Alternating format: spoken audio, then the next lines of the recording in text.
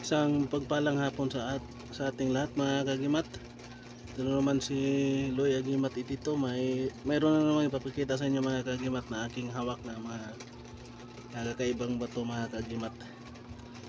At sa hindi mo na ako mag-umpisa, maraming salamat sa walang sawang nakasubaybay sa aking munting channel.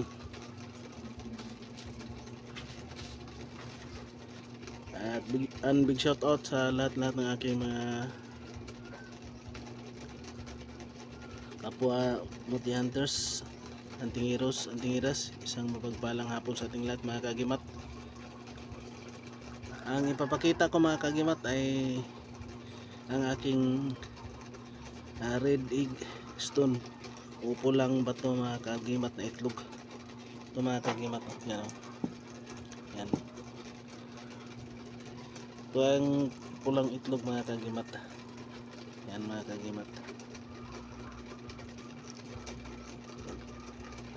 Mayroon ako nakikita sa isang matanda na ganito din ang itsura niya mga kagimat.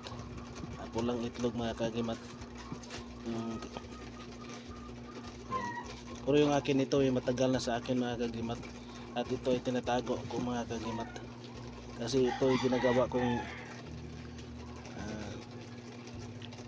pangpaswerte mga kagimat. Titingnan natin mga kagimat, yan itlog talaga yan mga kagimat, napula mga kagimat. Yan, at testing natin sa mga kagimat yung bato yan mga kagimat. Yan, kasing laki ng itlog ng manok mga kagimat.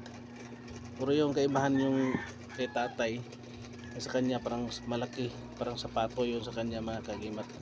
Ay akin mga kagimat. At i-testing natin sa mga kagimat, sa magnet, kung magnetic ba siya mga kagimat, para mapatunayan natin.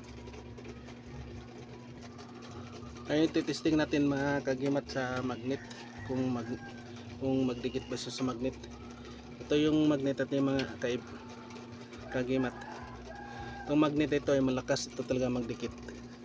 Yung mga magnetic stone at bakal. Pero testing natin dito kung magdikit ba siya. Walang magnet reaction mga kagimat, so ibig sabihin yan,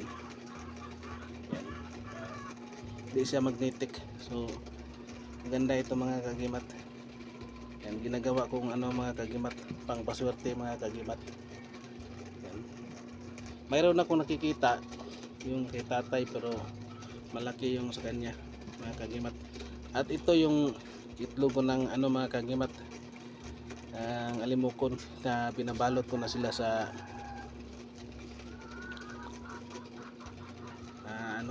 pula na mga kagimat, para hindi na yan magalaw. At ito nakuha natin sa itlog din doon sa Uhibisan to, doon sa puno ng malaking baliti mga kagimat. Itlog din yan ng ibon yan mga kagimat. Pero binabalot ko na sila mga kagimat. Yan, ginawa natin mga kagimat. Yan ang baka maghatak ng swerte mga kagimat. Yan sila mga kagimat. At ito lang muna yung papakita ko mga kagimat.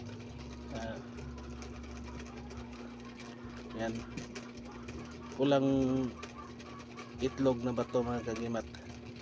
Yan,